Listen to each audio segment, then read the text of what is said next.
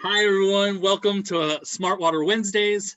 I'm Ben Coffey. I am your host today, and today we are in for a special treat. For those of you who are tuning in to see managing multiple sites, we postponed. That is a session for another day. We had some technical difficulties with our guest he was unavoidably detained today. So we have changed gears. We will be doing that one as soon as we set it up on the calendar. We will have the city of Colorado Springs come in and talk about managing multiple sites.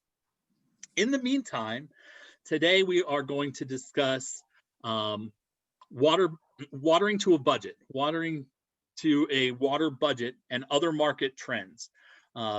And for this, we have an awesome special guest. Let me bring him back up. Oh, first I made a slide with his face on it. Patrick Riley is my friend from Colorado Springs, my second Colorado guest here on the show. So I'm happy and honored that he made time for us. This is Patrick and his lovely bride. And now I will show you his face. Hello, Patrick. Hello, Ben. Thank you for making time for us today. Like you Absolutely. are seriously on short notice, helping me out immensely. So, oh man, I dig this stuff. So I'm a total Weathertrack nerd myself. So when you asked, I was like, yeah. See, for anybody listening, all you have to be is a water nerd to be on my show. Like if you like to tell Weathertrack stories, come on in. We will make an episode for you. And what Pat and I always talk about is the stuff that he sees in the southern Colorado markets, right? Pat lives in Colorado Springs and deals with all of the territory, kind of Colorado Springs and south down to the border. Yeah, so I cover basically everything from Colorado, in fact, northern Colorado Springs into Larkspur, down to Los Animas, La Junta, Lamar, all over southern Colorado, all the way up into the mountains, up into Salida, Westcliff, stuff like that. So I'm seeing more and more of this stuff every day. And what I see that is unique about your territory, there's a line that goes through the middle of it where water is expensive. Above that line, water is expensive enough that the typical Weathertrack conversation plays very well, right? The water savings, the scientific irrigation, eliminate water waste, pay for it on the water bill conversation is awesome. But then there's this line that runs right through your territory where the price of water drops so significantly that the return on investment isn't really an expenditure that has even hit their radar. They're not worried about the money that they spend on water, and so that return on investment conversation doesn't really play with them. It's not the first foot through the door. Like, everybody wants to save water for sure, but it's not something that invites the conversation. So tell me a little bit about that. Tell me about what you see in the northern part and then how you manage that in the southern property. So, yeah, I mean, up here in the Springs, water's expensive. It's very similar to other places. So like you said, return on investment when it comes to saving money is probably one of the most important things for a lot of these guys, so they can get more budget money for fertilizers and other things that they need to do. But yeah, when I got down to other parts of southern Colorado, some of those guys don't pay for water at all.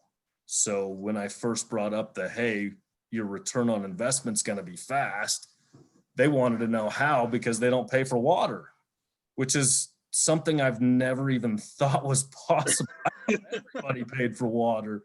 So it really turns into more of a sustainability type of thing, and just basically just saving water in general, because a lot of it is more about perspective with surrounding businesses, residents, and other municipalities and stuff that call up and say, hey, what the heck, you've got water running down the curb, because those guys have always been turn the water on in April, run a rotor zone for 45 minutes, run a spray zone for 20 minutes, and they don't shut. Watch the water run down the gutter, put a little boat in there and wave it goodbye. Yeah, I'm telling you, you should see how much water is going down the gutters. But now it's turning into more of a important thing, and people in these municipalities and these other towns are starting to realize, yeah, we need to start saving water. It's not just about having green grass; it's about sustaining the state and having water 50 years from now. So, Yeah. which is a concerning factor for everybody statewide. So it's definitely a different situation and a different sales tactic that has to be used in order to sell these guys on stuff. Well, I don't think I'm talking out of turn here when I reference the city of Colorado Springs as a customer who really wasn't focused on that in the beginning, but has kind of turned the corner, right? They really invested in Weathertrack for the central control elements and the access and the app and those kinds of things, and have slowly taken, like, we put the technology in place. And what I love about their story is the technology has helped drive them toward standardized water efficiency, right? Yeah, it's made a huge difference. Like you said, they were looking, it's a little different with the way that they have to control how much water they have. But so they were mainly looking for central control and being able to see how much water they've used.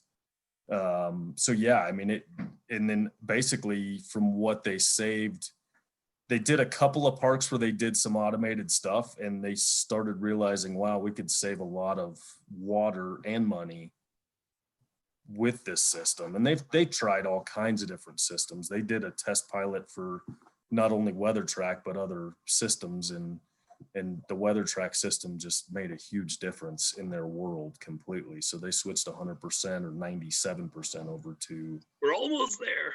Yeah, we're getting there. And from what it sounds like, it's going to continue. It'll be 100% here soon. Nice. Yeah. Yep. One of the things that I did want to highlight with you, the title of the episode that we're going after is Managing to a Water Budget. And that was something that came from a conversation that we had about the city and how they are, through their processes, when they started measuring and started seeing how much water each park was using, they were then asked to hit a water budget. And that's something that you're seeing now roll out beyond just city folks, but the municipalities are asking contractors to do the same thing, right? Yeah, so basically the city of Colorado Springs was allowed to have, I want to say it was 19 inches per year. And I don't know how it all calculates out on that stuff, but they realized when they struck a deal with Springs Utilities, and which allows them to do 19 inches per year without going over their water budget. And then they would get hammered at higher dollar amounts, just like the rest of us do if you go over how much it's allocated every year. So wait, because this is a water nerd show, let's talk about that 19 inches, right? How is that actually delivered to the customers, and how are they expected to use that? So basically they have to go, the city guys, and I think they used a mapping system originally that would give them a square footage of a park. And then they had to basically calculate out if they got 19 inches of water on a 2-acre park, they had to calculate out how many gallons of water they could use in order to not exceed that 19 inches.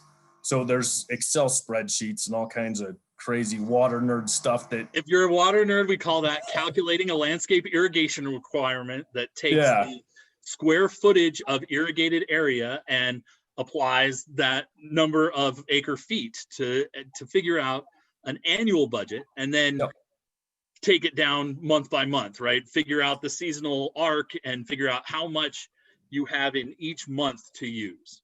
Yeah, exactly. And the whole calculating out of everything, again, back when the city first, I was just talking to those guys the other day, and they said if we would have put in Weathertrack 15 years ago, God knows how much money they would have saved by now. Because back then it was just water until it's green. And now they're starting to realize, okay, Weathertrack can show us how much water every day. The guys can see how much volume they've used, and they can adjust accordingly. In hotter years, it does. It makes it stress out a little bit, but for the most part, they have saved I would guess that they were probably closer to 50 or 60 inches of water per year 15 years ago, compared to cutting it down to a third of that now. And they can actually see that and they can adjust every day. So now Springs Utilities is rolling this out to where commercial has to do virtually the same thing. So it's going to be interesting. And that's where Pat and I were having this conversation yesterday, and the idea for this episode came up. Mike McClure, sending a shout out to you. Oh, my brother. We were talking about this process that we saw with the city volunteering to be a part of, but now becoming a standard in the water district. And that's something that I think is important for my water nerds out there, right? This is the type of restriction that we've seen only in California, but really is starting to work its way across the country. This is going to become the standard of water management, is managing to an allocation, managing to a budget. And I know that's when in my brain we turn to the technology, and I want to show you a quick demo on what that actually looks like. So we are going to go over here to weathertrack.net, and we have an entire suite of tools called the Budget Monitor. And in the Budget Monitor, if I go to my budget details, this is the active view. And this isn't going to be a full training. We did do an episode on this earlier, so I showed you how to drill into all the nooks and crannies of this, but I think it just makes sense in this conversation. Where I have this dashboard that I can go in. First, I got to choose a site that has data in it. So I go in here and I can lay down metrics, different lines on this graph, right? And one of those lines can be a water bill. So if we are comparing water bill to water bill and we just want to track how much we're saving, this is a great way of doing that, right? We just plug in the water bill data.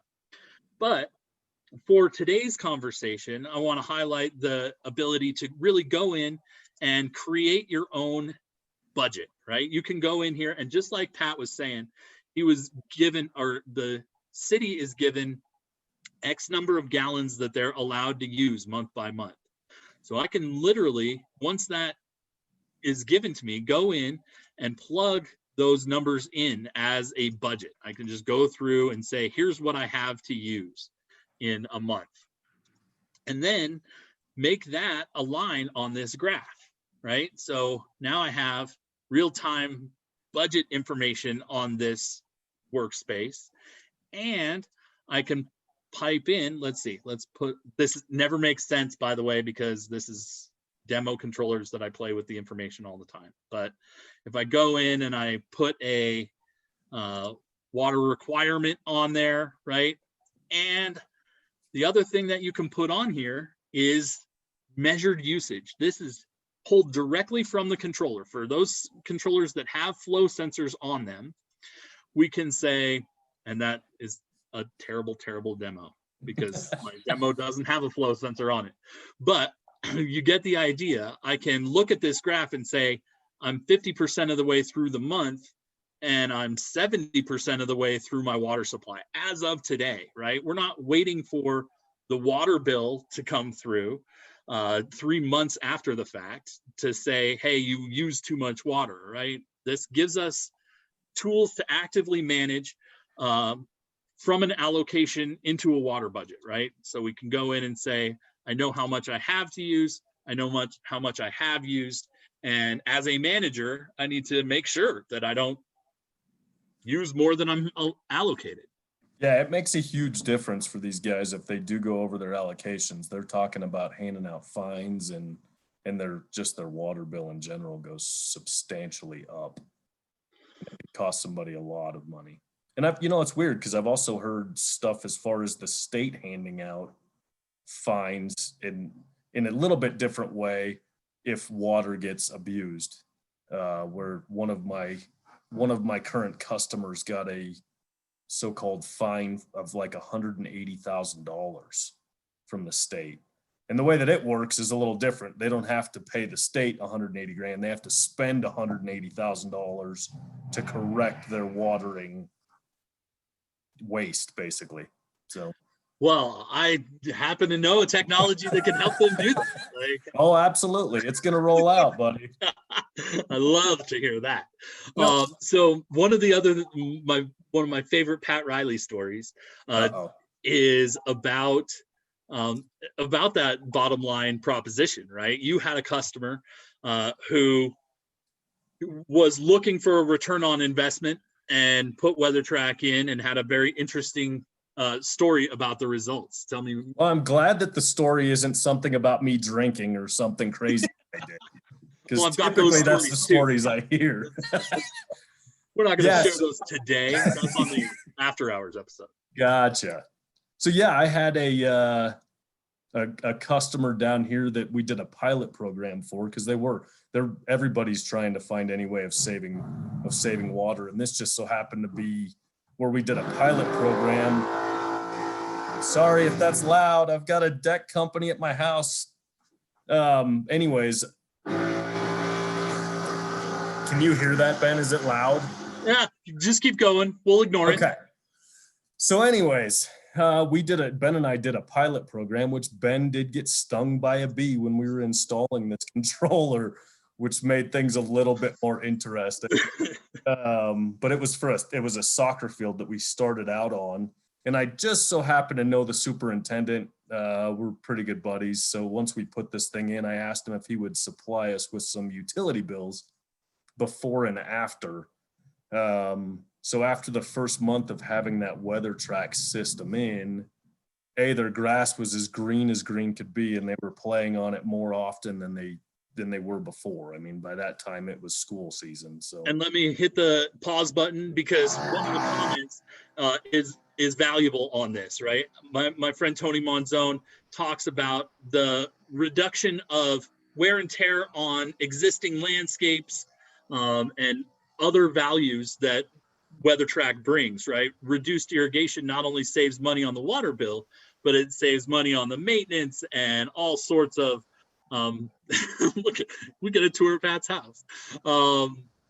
The reduced maintenance, reduced wear and tear, and reduced liability for slip and fall cases. And when water isn't doing what it's supposed to be doing, it's oftentimes doing something that it's not supposed to be doing. And this customer experienced less water runoff and less issues. Nice. Now a lot more. Yeah, sorry, I moved outside so it wasn't so loud. They're running a hammer drill up against the brick now, so it's gonna be loud for a minute. So good. Yeah, so just the fact that the grass was so green, and of course a lot of people these days, they're switching their grass over to artificial turf when you're talking about sports fields, because they're easy to maintain. There's never brown spots. There's never dirt, stuff like that. And that was what we were up against. Like, they did this as the last step before they put AstroTurf down. Yeah. And so it would have been, I think that they got a bid to have the soccer fields replaced, and it well into the millions of dollars to do that. So yeah, the grass was as green could be. Soccer had started. They were playing on it all day long. As far as Jim was out there playing on it, and I mean, just as healthy as can be. And then asking for their water bill, the superintendent said, "Man, I'll have to get it to you next month, because Springs Utilities had messed up. They had to have messed up on our water bill. I mean, it was just substantially lower."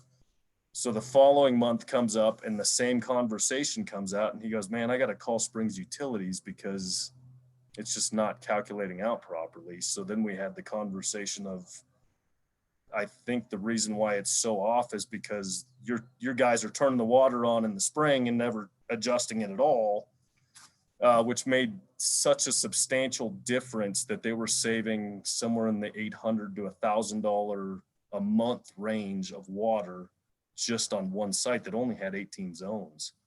So the fact that it was so much, and they literally thought that Springs Utilities meter was broke because of how much water Weathertrack had saved them. I love that story. Like, Yeah. I love all of the details that are layered in there, right? The increased plant health, the reduced wear and tear on the infrastructure, the availability and playability of that field, on top of just such substantial water savings that they didn't even believe the results. They had to double check to make sure the meter was working. That they Yep. Yeah, it was crazy, man. And since then, I mean, very soon after that, my buddy had instructed his guys, his maintenance crew, to replace every one of the controllers. So he is 100% a Weathertrack user. Didn't matter, nice. just a simple little 4-station controller, all the way up to a 2-wire system. The whole thing, the whole system got changed over. So that's just a cool story, just to kind of go back to the old school way of watering compared to smart irrigation stuff. So. Now, with that, lead me into one of those sales calls where you don't see water cost being the driving factor, right? You have a couple of those customers. When you're talking to those guys, what trends do you see in those markets that the listeners might be able to latch onto? Yeah, so there's definitely, I mean, there's one specific guy that we ended up doing a pilot program for earlier this year. That, yeah, they don't pay for water, so it's pretty hard to convince them we're going to help you pay for these controllers in a short period of time when they don't pay for water. But we did end up doing a pilot program, and again, we did more than just Weathertrack. We put it up against a couple of other systems, and they're saving on labor and seeing stuff live, and then just seeing how healthy their landscape was on basically another large soccer field in southern Colorado. It made a huge difference to them to where they're switching to Weathertrack as well. And when you talk to that customer about labor savings, what features are they using that are helping save them time or make them more efficient? I'll tell you, man, the new Weathertrack app, because I think we did the pilot program originally right before the update happened, and you should have seen how giddy they were when they saw the new app come rolling out. But just being able to see things live and being able to adjust on site, and it's just crazy the kind of stuff that they're playing around with. These guys are just insane when it comes to this. Nope, we're doing a demo. Demo of your daughter being a rock star from what it looked like there. She's a rock star, except that my demo went stale. So I just want to show off as you talk about the app. I wanted to show off some of that stuff.